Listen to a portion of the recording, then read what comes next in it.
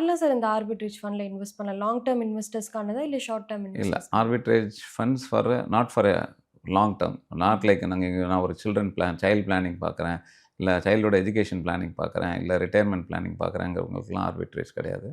Arbitrage funds வந்து என்னால ஒரு 1 இயர்க்கு மேல என்னோட ஃபண்ட ஹோல்ட் பண்ண முடியும். நான் கொஞ்சம் ரிஸ்க் எடுக்கிறதுக்கு ரெடியா இருக்கேன்.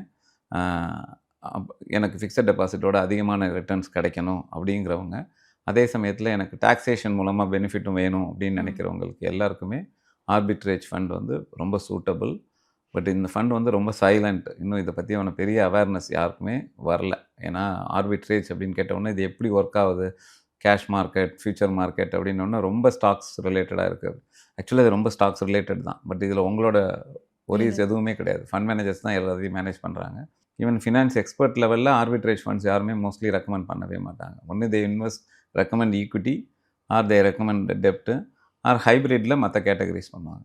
So arbitrage fund is best for 1 இயர்க்கு மேல இருக்கிற இன்வெஸ்டர்ஸ்க்கு யாருக்கும் வெரி சூட்டபிள். கொஞ்சம் ரிஸ்க் எடுக்கணும். என்னோட ரிட்டர்ன்ஸ் கொஞ்சம் எஃப்டியோட அதிகமா கிடைக்கும் அப்படின்னா, நீங்க தாராளமா ஆர்பிட்ரேஜ் ஃபண்ட்ஸ்ல இன்வெஸ்ட் பண்ணலாம்.